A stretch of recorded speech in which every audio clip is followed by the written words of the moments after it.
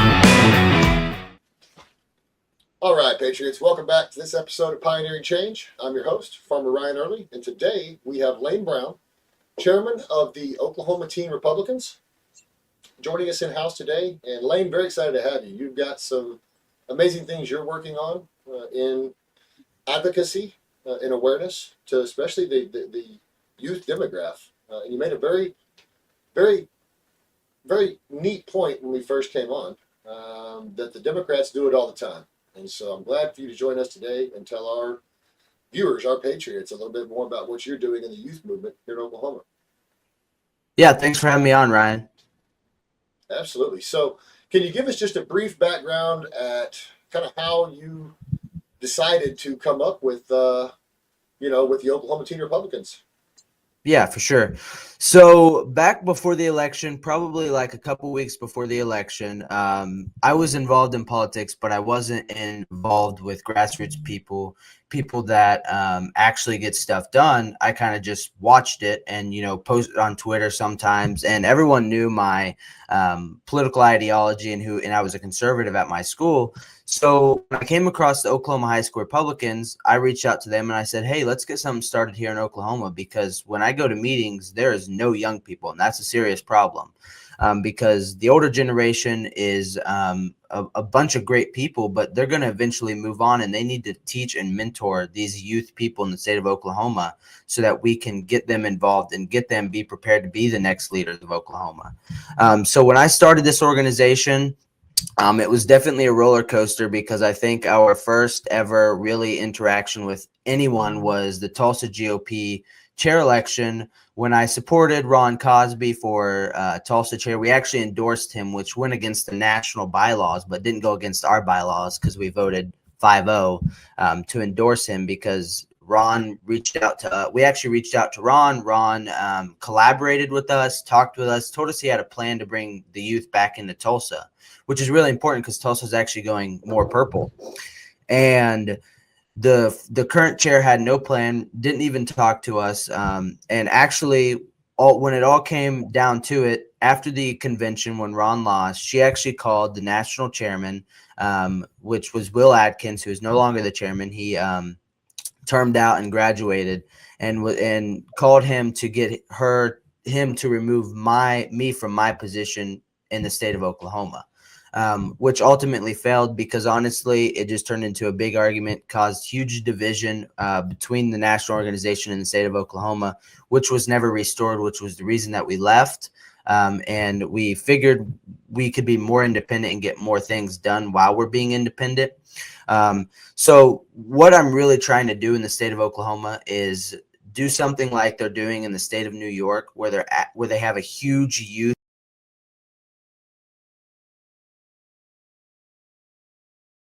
progress in the state of New York, and he had a huge youth support behind him. And I think if we can get that for every candidate, every grassroots conservative candidate in the state of Oklahoma, then we would never lose an election here.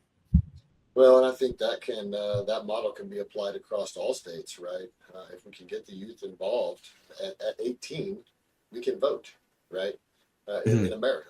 So, and I think that again, you hit the nail on the head early on when you said that, the left is targeting very heavily that youth vote.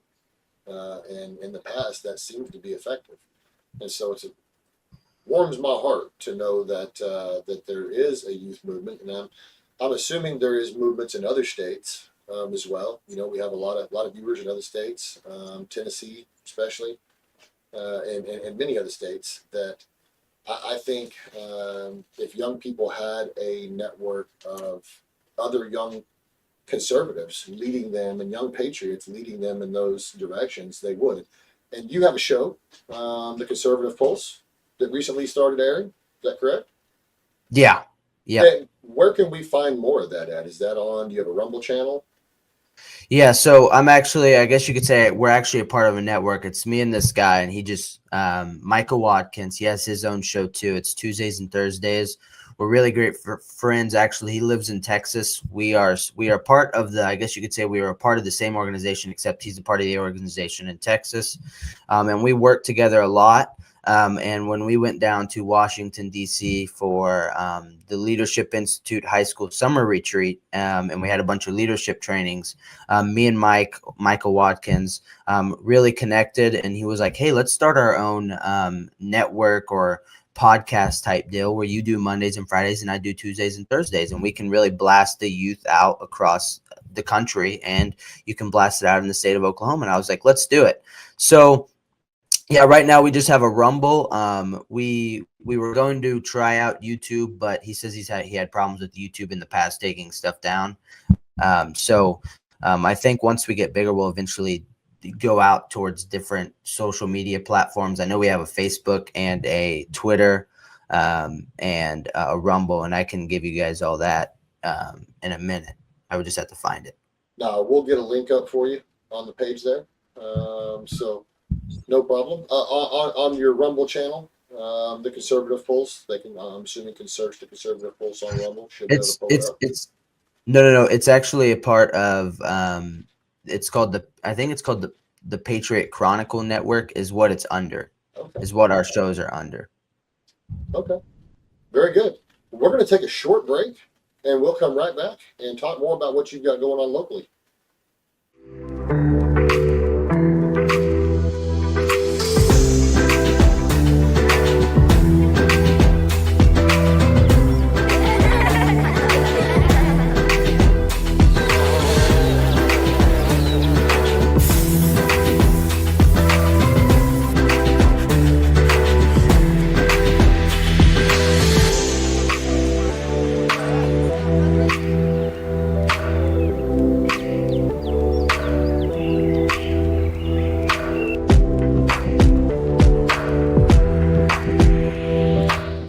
All right, Patriots, welcome back. We are here with Lane Brown, chairman of the Oklahoma Teen Republicans.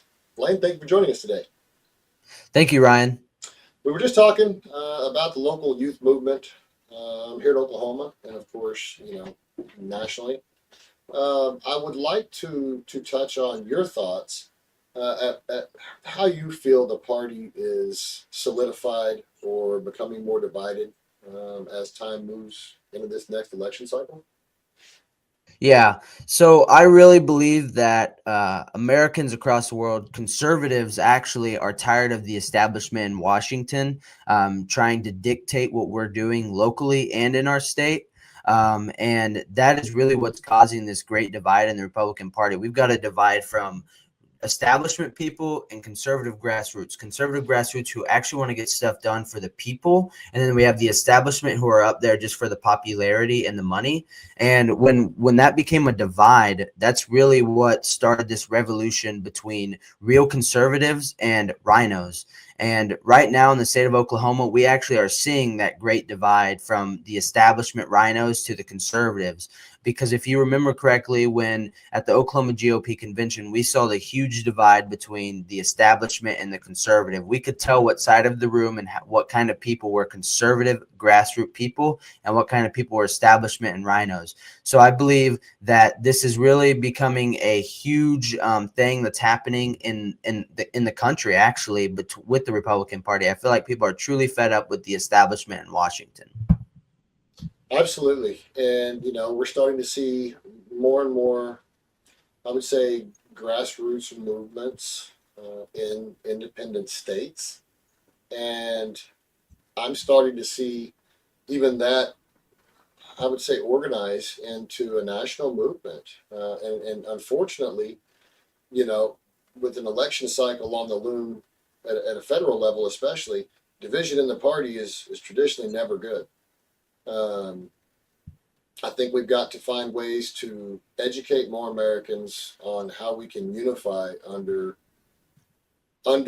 specific and alignable fundamentals. That this country was founded on, the principles that ultimately give us the freedoms to choose left or right, or free will over government imposition of lockdowns and forced vaccinations and mandates. I think that without that, we're going to continue down the pathway and ultimately leads to destruction of our Constitution, to destruction of our way of life. Yeah.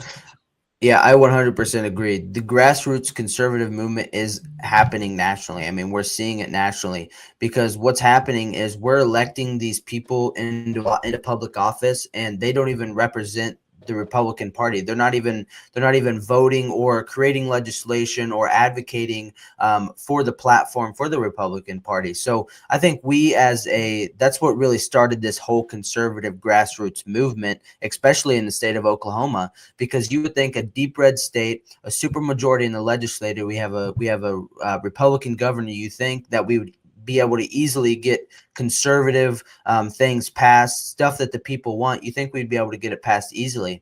But right now we have people in the legislature that actually aren't up there to work for what every Oklahoman wants and what they were elected to do. And I think there's one person in particular that actually is upholding what they promised on the campaign trail, and that is actually our state superintendent, Ryan Walters. That guy has been beaten to hell in the state of Oklahoma, especially by the legislator, for promising what he was going to do on the campaign trail. So it just further proves that politics is a game. And when you do what you say you're going to do, then you get beaten to hell. Absolutely. We had Representative J.J. Humphreys on last week. That was last week. And, he's right there taking the fight to Republicans in our own backyard, right here on Capitol Hill. And, I think it's amazing what he did with the audit, recovering over $40 million in funds, last year. And I can't wait to see what he does again this year. I know he's got several committees that are investigating some issues, and I hope they find any missing money that could be used to better our school systems, our roads. I drive down I-40 and 240 every day, and it's like playing Frogger dodging the potholes. And I've been all over the country. Road systems and infrastructure, right, are definitely an issue when we look at true, infrastructure, and that's something that I think has been intentionally, sabotaged, if you will, over the years. Monies have been diverted into private funds, slush funds. There's been a lot of money that's been taken out in roadways and went to overpaid, under-delivered contracts. So I'm glad to know that we do have some legislators up on the Hill that are making sure that accountability is held at every level. And I think that's something that needs to transgress onto Washington is accountability. Politicians typically don't have any accountability, and when they do, it's made up.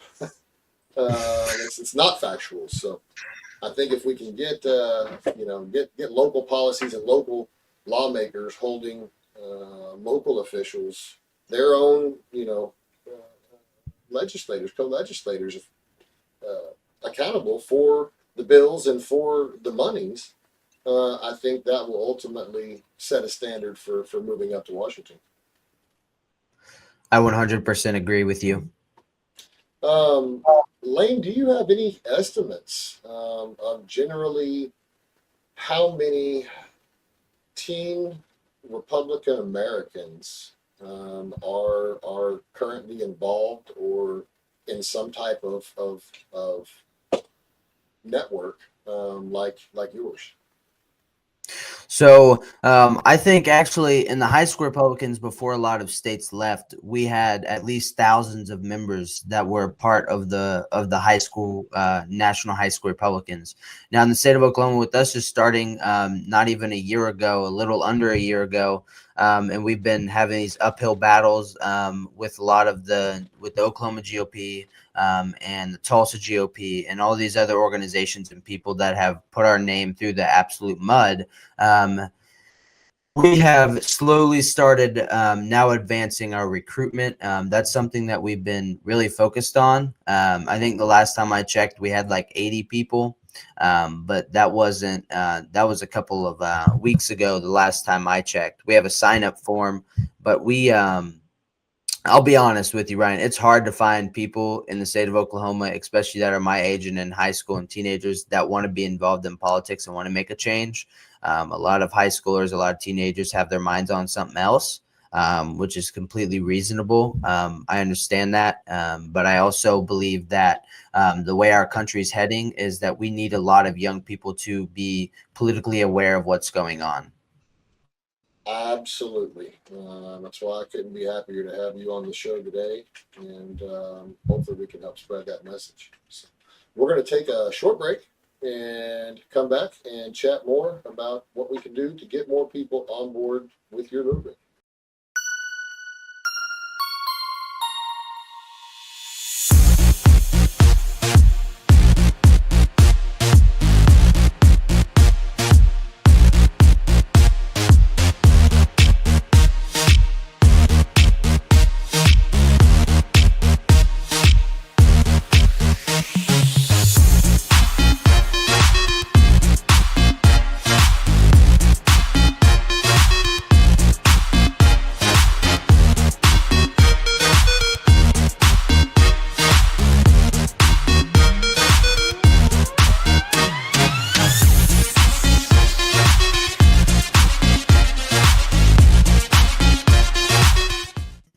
Welcome back to Pioneering Change. I'm your host, Farmer Ryan Early, and we have Lane Brown on, chairman of the Oklahoma Teen Republicans, and also has a Rumble show helping educate young community leaders and bring them together under the conservative cause. And so that he can be found, more information on that can be found at the Patriot Chronicle Network on Rumble. Patriot Chronicle Network. Lane, thanks for joining us, buddy. Thanks, Ryan. I know you just got back from a trip to Washington. How long were you out there for, and what were you doing? So actually, yes, I was out in the swamp. I came back last Wednesday. We left on Saturday. So we were up there for, it was the YLS Youth Leadership School with the Leadership Institute, which has been training conservatives for Lord knows how long. And we were up there for their big like National Youth Leadership School, 2 days of trainings. And then they let us stay an extra day to watch the 4th of July in Washington, D.C., which was an awesome experience, probably like once in a lifetime type of deal. It was awesome. And really what the 2 days were, we were learning how to be true leaders in the conservative movement, as in being youth coordinators on campaigns, how to like conduct yourself on a campaign. A lot of great stuff. If you haven't checked them out, they're really good people and a great organization.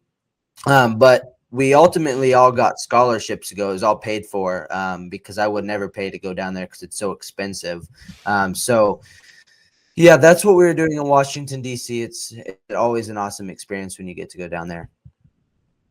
Yeah, it's enlightening to say the least. You know, I was in D.C., the swamp, and that is very accurately describing. It feels quite a bit eerie once you enter the district.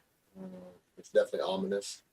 And so I was out there pre-COVID. You know, we joke around that we may have been the ones that potentially brought COVID back to Oklahoma.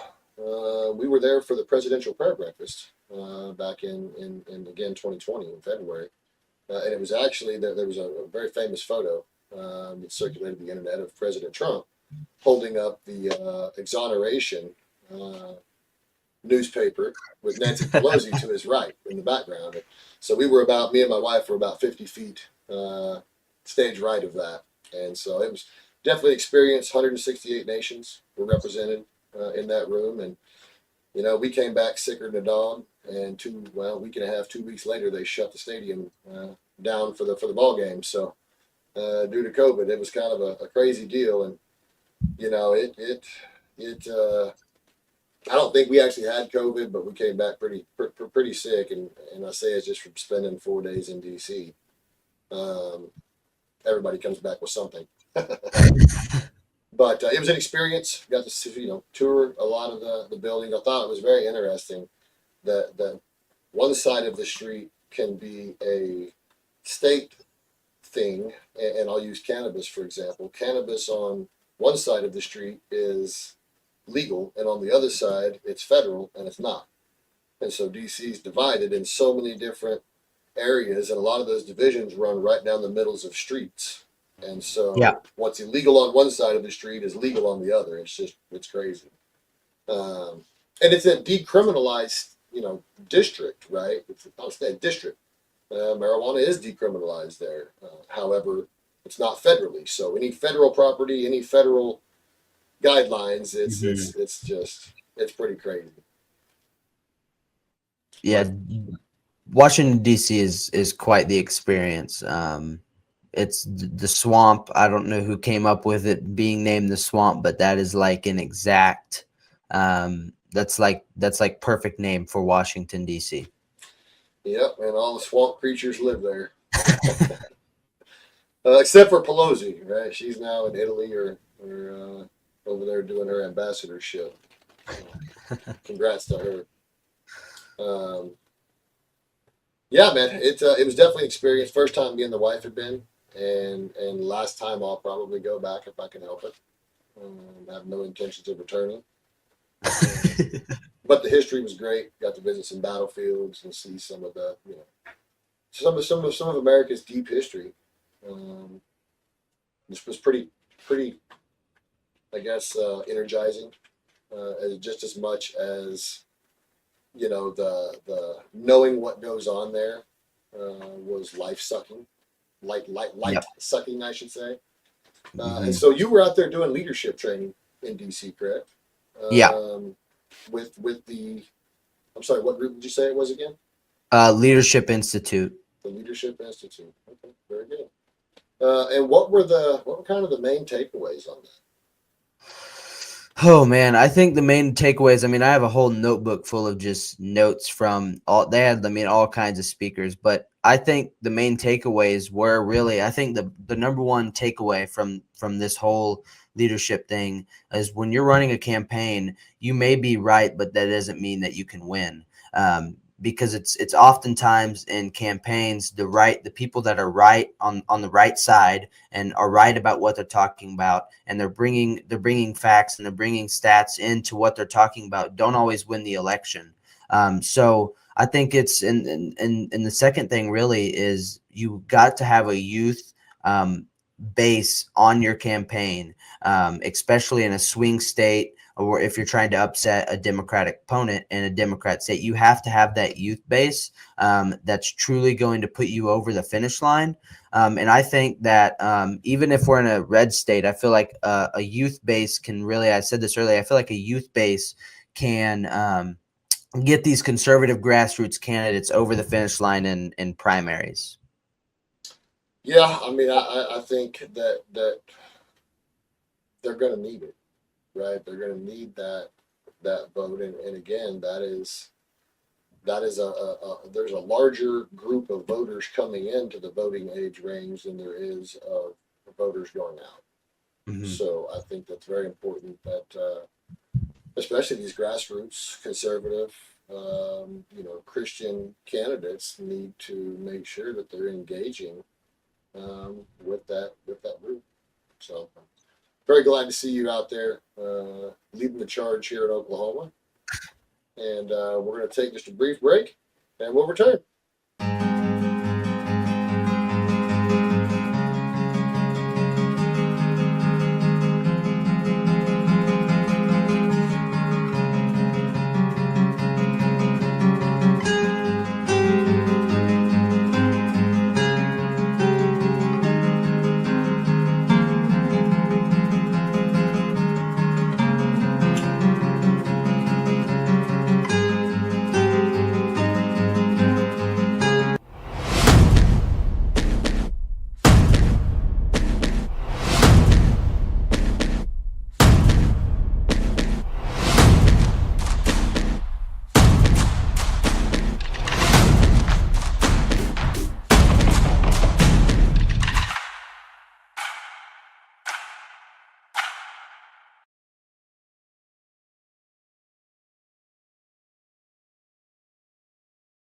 All right, Patriots, welcome back. We've got Lane Brown on with us today. Lane, thanks for joining us.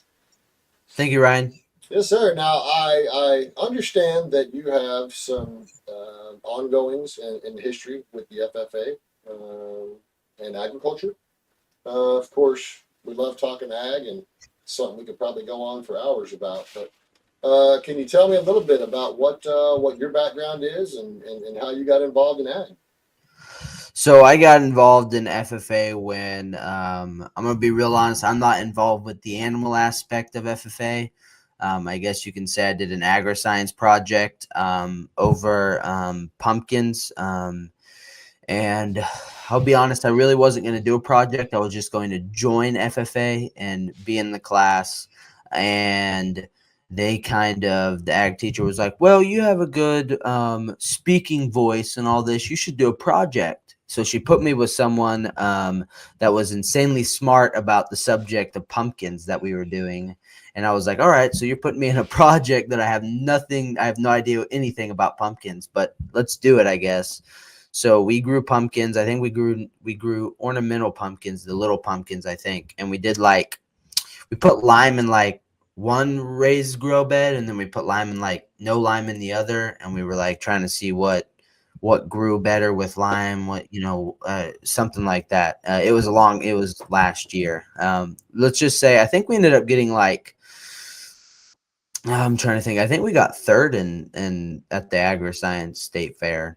Yeah, I think we got third. And then me and a buddy, we did a bug box, and I think we had a really good bug and someone stole it, but I think we got seventh. I think it's sitting up over there, but that's what I do in ag. I'm not involved I was going to do an animal, and then I was like, well, I'm involved in politics. I do sports. It's going to be really hard to juggle all those things. So just about juggling that with politics and sports. Absolutely. No, I love it. Agriculture, I always recommend anyone that is uncertain of their, future, etc., to look into ag sciences, ag tech. I myself hold a patent in ag tech for a ecologically sustainable pesticide, Blue Magic.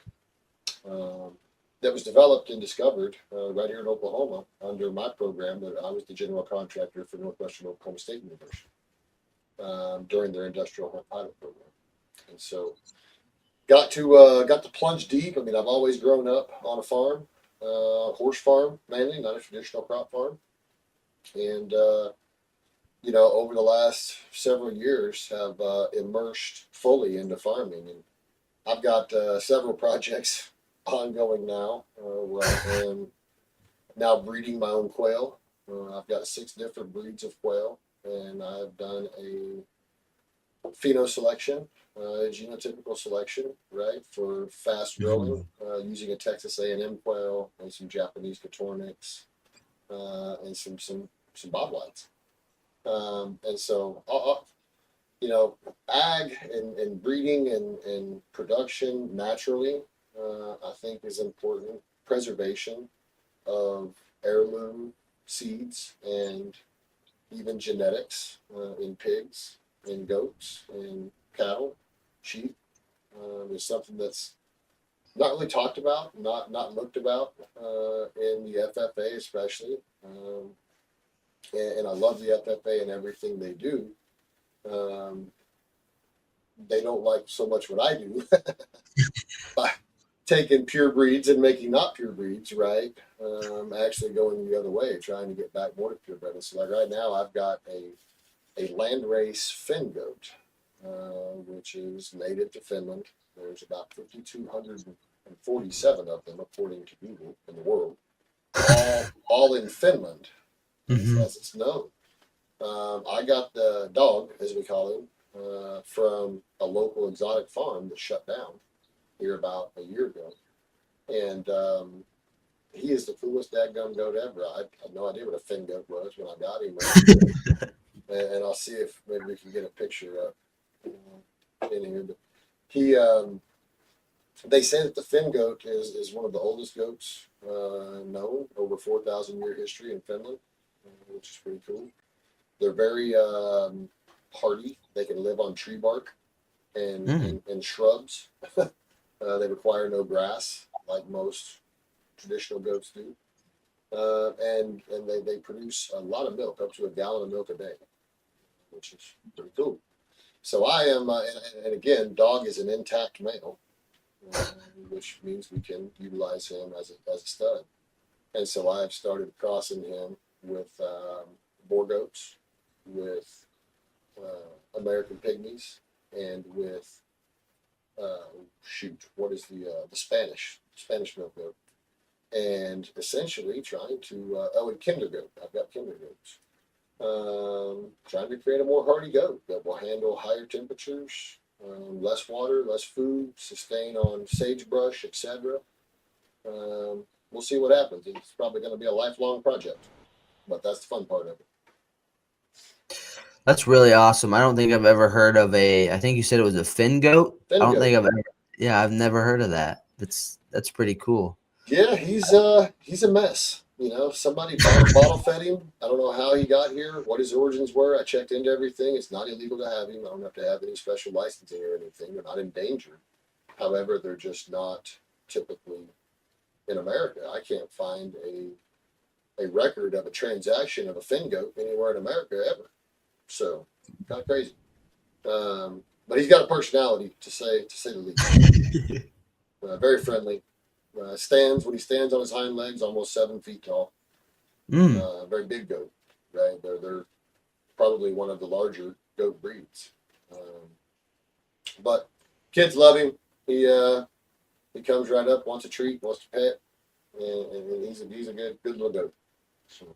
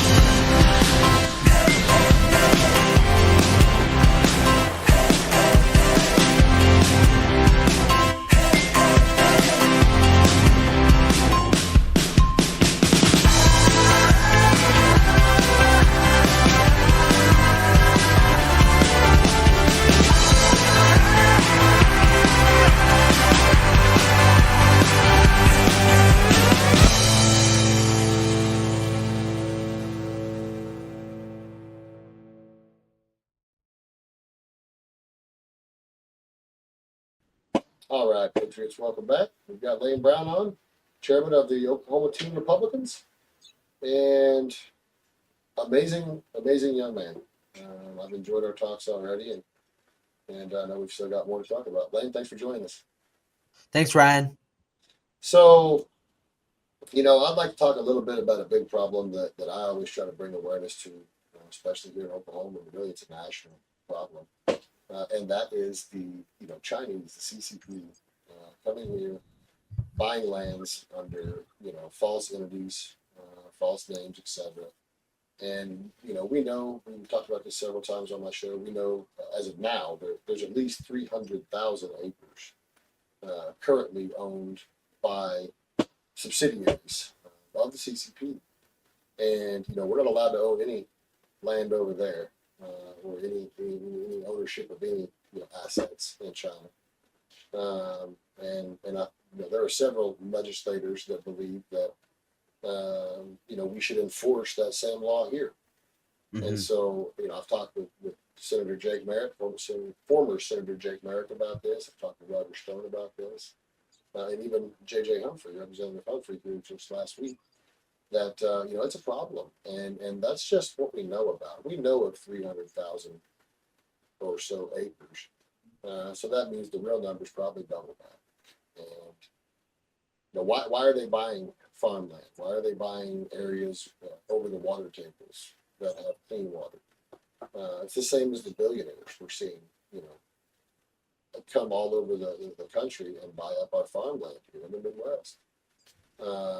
And our water rights. That's something else that I always try to touch on. My background is water purification. And so knowing, the value of clean water is literally everything that life revolves around. I know that a lot of these lands that are being purchased by foreign entities or by just billionaires like Gates and others, even Elon's buying up some large amounts of farmland. And a lot of that is in low areas that's not really farmland. It's for the water table. And I think that's something we all got to watch in the future, is doing things now to ensure that we're protecting our environment and our water and our resources, and not continuing, some of the practices like the use of glyphosates and Roundup, which we know is cancer causing, yet it's still allowed to be used. A recent study just showed that 85% of Americans in the last 7 days have been exposed to high levels of glyphosates, and up to 99% of Americans in the last 45 days. That's pretty staggering, knowing that is a leading cause to cancer in many other countries, and according to the World Health Organization, for whatever that's worth. Yeah, I think it's a failure on our national security, or our national security as a whole, to even allow the CCP to buy American farmland, because I think we all know what would happen is if American companies went over to China and tried to buy up land over there, they may start a World War III with China and the United States. So I think that it should be the same law should be enforced here that it is over there. They shouldn't be able to buy American farmland. And any American farmland that's owned by the CCP should be absolutely removed, and they should be removed. They shouldn't be allowed to own American farmland. And I agree with you on that. I think it's a failure on our national security that we're just allowing the Chinese Communist Party to own American farmland. It's absurd. Well, and it goes beyond that. You said it right. It's a failure of national security on every front, and ultimately, treasonous, in my opinion. Mm-hmm. And China continues to do things like using TikTok, big tech in general, to misinform, disinform, confuse our youth, and they use that same platform as a means of controlled education in China. And so the fact that we still allow that to happen, that our legislators, even though there's been a few attempts at shutting that down, that seems to get swept under the rug. Even President Trump tried to ban that and threaten to pull their rights to distribute here. And now it's been overridden. Now they're back, worse, better than before. So that's disheartening, to say the least. And social media now is, I don't care if you're 8 to 80. Now the majority of even senior citizens are getting involved in social media, and that is probably one of the main sources of news today. Around the world is Instagram, TikTok, Twitter, Facebook, and other platforms, True Social. the Patriot Party News Network. You want real news and truth, those are out there too. Of course, Patriot Chronicle Network, where your show airs. So look forward to catching more of those as well. And so, where should young conservatives go for social media? Man, a lot of young conservatives are actually on Twitter. Now that there's no more, I guess you could say, silencing on the Twitter front after Elon bought Twitter. In fact, Twitter, it's funny because Twitter has, what's that word? Fact-checked Joe Biden's tweets before, ever since Elon bought Twitter. A lot of young conservatives are on Twitter. That's where I am. That's where I talk generally because, some of them are on Instagram, but reaching out on the Instagram front, you're reaching out to a lot of bots, and it's not really a whole outreach on Instagram. I think Twitter is probably one of the best youth outreaches. That's where everyone is now. That's where all the young people are. That's where they tweet about sports. They tweet about games. They tweet about anything on Twitter. So that's where I try to reach the youth. That's where I try to reach all the people at. And I know this is probably not something that goes out to the youth, but I think Moto knows, but I use Facebook a lot. I love Facebook. Even though it's owned by Mark Zuckerberg, I love Facebook. And that's where you can troll some people big time. It's really fun. So I would recommend Twitter because not everyone likes Facebook, but that's where I am on Twitter. Very good. Very good. I don't spend a lot of time on Twitter. On Facebook mainly when I'm not in jail. I'm in jail right now. I'm in jail for I don't know how long, or shadow banned. So, my second or third profile. I don't know. It's ridiculous. Mainly for political stuff, but also for education on healthcare. I educate a lot on homeopathic alternatives to traditional, allopathic medication. And I've been definitely shadow banned for about 8 years now. I haven't been able to advertise on any social media platform in like 7 years, so it's ridiculous. But I will say, the Patriot Party News Network gives me a platform to host a show on, to get access to, more patriots. And as your show grows, I would definitely give you an endorsement to get a youth advocate like yourself on that network. So keep doing what you do and keep advocating in that area, and we'll see what we can do to help give you a bigger platform to spread your message. Thank you, Ryan. Yes, sir. We're going to take just a short break, and we'll come back and wrap up.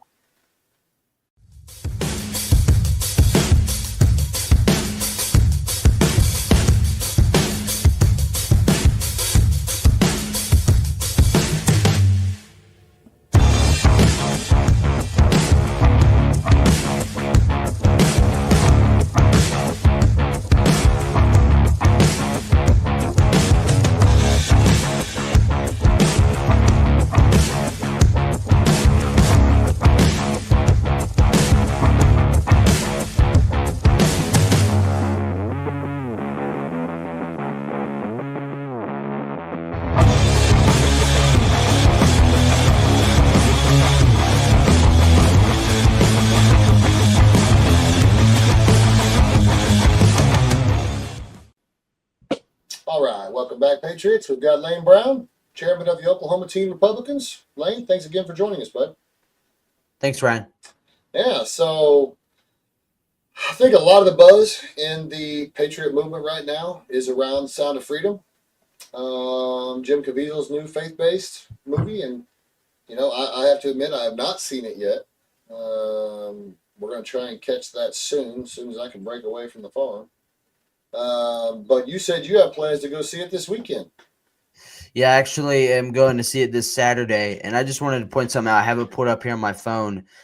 Since Sound of Freedom has been released to the movie theaters, they made over $14 million in the box office, beating Indiana Jones.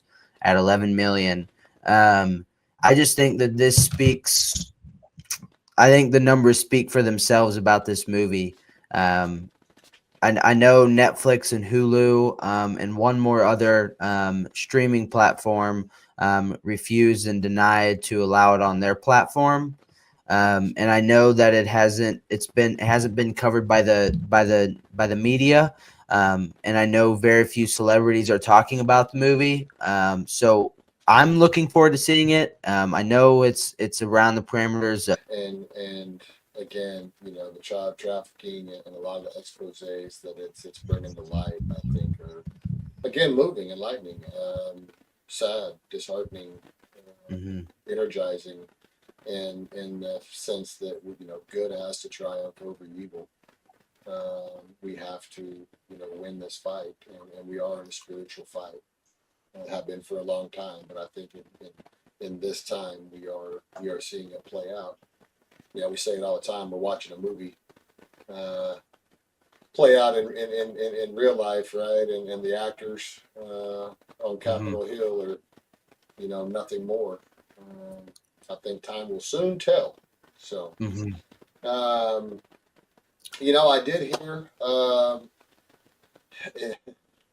I guess here, of course, like everybody knows, President Trump was indicted. Was it last week? And I look forward to seeing more about, that case, more about the evidence, and hearing a little more about what really, I guess my ultimate prayer is that this will bring more to light, because this is the first president to be indicted for crimes while in office after he's out of office. Well, cool. Can we make that a trend? Because I can think of a few others that are still kicking that should probably have an investigation done as well. Let alone we still haven't seen Hillary's emails. So, yeah. I mean, I'm just talking news now, buddy. So yeah. Well, the indictment of former President Donald Trump is a political attack so that he doesn't run in 2024. I think everyone knows that, and everyone sees that. And I believe that this indictment isn't going to hold up in court. And I also agree with his defense on it. He's running for president of the United States. There's absolutely no way that there's going to be an impartial jury for his trial. It's literally there's just no way. And someone of his famousness, I guess you could say, in the United States, and him being president of the United States, making a lot of people mad, I don't think there would ever be an impartial jury for him anyways. But I still think that his defense team's going to do a great job in throwing this case away, just like they did when in the Senate hearing when he was impeached by the House and they had the Senate hearing. I don't know if you watched that, but his defense was so good. I mean, they exposed the prosecutor side, or I guess you could say the people that were prosecuting Donald Trump, to be charged during the Senate hearing, but they actually showed whole clips. They would combat what the prosecutors were doing. So the prosecutors would show just a clip, like a small clip of what he said during January 6th. And then it would be like a march down to the Capitol or something dumb, like fight like hell. That was one of their main one, was fight like hell. And they actually showed the whole clip, and in return, that's why he was never, officially impeached and convicted in the Senate, because when the fake news media gets exposed, people actually start waking up. So, and I think we're actually seeing that with his indictment. So it'll be quite interesting, kind of like you said, to see the evidence that they bring to the table. Because I'm looking forward to it also. I'm looking to see what they actually have. Well, what we do know is the White House, somebody up there has a cocaine problem, right? Yeah. I think that's the most memes I've seen with Jean Pierre in a long time. So somebody's got some splaining to do. And what's funny is I actually saw an article, and they said that the police said they might not ever catch who had the cocaine in the White House, which I think is kind of insane, because where they found it was near the Situation Room. So you're going to tell me that there was no cameras where the Situation Room is. I mean, we're talking about one of the most protected places in the United States, and there's not cameras where the cocaine was found. It just leads me more to believe that it was Hunter's cocaine. So that's what I said from day one. Who has access to the Situation Room, right? yeah, There was probably a situation, and somebody dropped the bag on the way out. They're gonna cover it up. That's for sure. My thing is if this happened under a Republican presidency, oh my Lord, we would never hear the end of it. Sure. No, They would be on it for years. And I am all for, and I get this a lot. I am for decriminalization of small amounts of drugs, right? I don't believe we should be putting people in prison and feeding that whole monster, taking people's lives away for small amounts of drug possession. But in the White House on federal, that's as federal as federal property can get, right? Like I know many people who have went to prison over a joint, right, in their car, not on federal grounds, let alone having cocaine near the Situation Room, which, again, not many have access. That's not an open part of the White House, right? The public doesn't go there, which means it was no doubt a staffer, Secret Service, or Hunter. So that's about. And who's got the record? I'm just saying. So, anyways, it's gonna be crazy. Again, there's so much going on in that White House right now that's not making news like it should. Cluster bombs going to Ukraine, which a year ago Jen Psaki said was a war crime. We're now doing that, and so that happened. And that was ultimately the decision of the president, right? Yeah. And I don't understand what. Anyways, that's a bad deal. There's one thing that's really important about this administration, and I'm sure you saw it, but his naming of his economic Bidenomics. What's funny is they say that they put millions of Americans back to work, which is simply not true because millions of Americans are returning to work when they were laid off during COVID and the job shut down. Biden didn't create millions of jobs for Americans to go back to work. And I think that's really important in this next election cycle.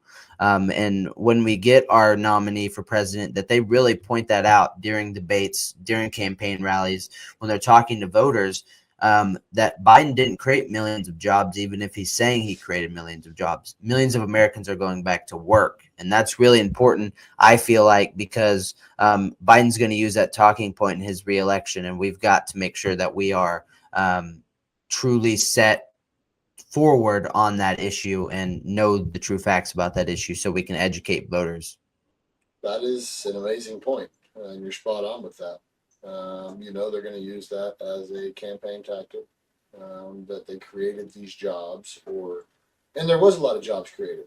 There's been a lot of jobs created out of infrastructure money, right, that didn't exactly go to infrastructure. It just created a job and another government employee. I think that's why we're seeing countries around the world erupt into riot, right? They're tired of government overreach. They're tired of, downright brutal tactics on citizens. I watched the videos on France that were pretty damn disturbing over the weekend. Oh, yeah. Of policemen beating people in the streets without cause. They were women, children. It was pretty sickening. And wasn't it Brazil that had that huge protest after their election? Yep. I think so.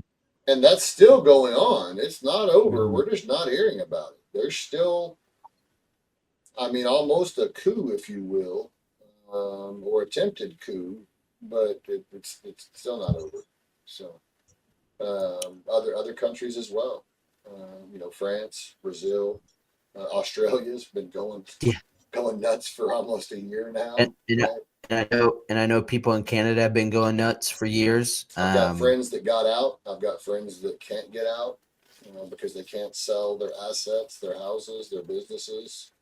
Right now, Canada Trudeau's been at the bowing to the feet of Beijing and Xi Jinping for a long time, and I think COVID really brought that to light to many of the what I would consider still conservative Canadians, and they left. They got the hell out.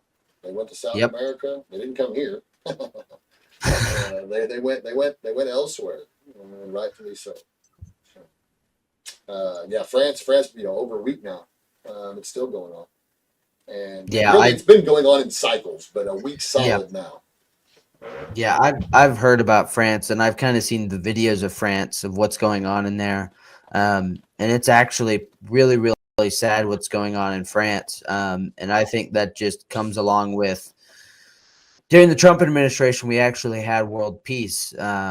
Now, once Biden got in office, we don't have world peace anymore. I mean, we have Russia attacking Ukraine, and, we have stuff going on in France and Brazil. I mean, we literally had world peace under the Trump administration, but people failed to see that. And this is what we get. We get Joe Biden. So I'm hoping in this next election cycle that I think we can beat Joe Biden. I just feel that there's no way that someone's done this bad job at the presidency that's fallen multiple times during the presidency, and really can't speak, gets reelected as president. I don't see how that's possible. Unless people are just really dumb, and they ultimately take away the election like we saw in 2020. So unfair tactics can help offset the stupidity of the people. So, Lane, I can't thank you enough for joining us today. One more time, at where young and all Americans can find your show. Yep. So if all of you guys go to Patriot Chronicle Network on Rumble, you can find us there. Follow, subscribe. We have shows weekly, Tuesdays and Thursdays, Mondays and Fridays.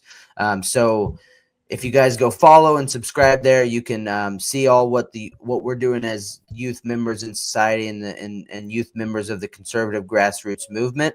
And we're doing our part. So now all we need is the support from you guys. Awesome. I love it. You keep doing everything that you are intending on doing, and you're an outstanding young man. I look forward to having you back on the show in the future. Until then, I'm Farmer Ryan. I will continue searching the past to grow a brighter future for everyone. Thanks for joining us.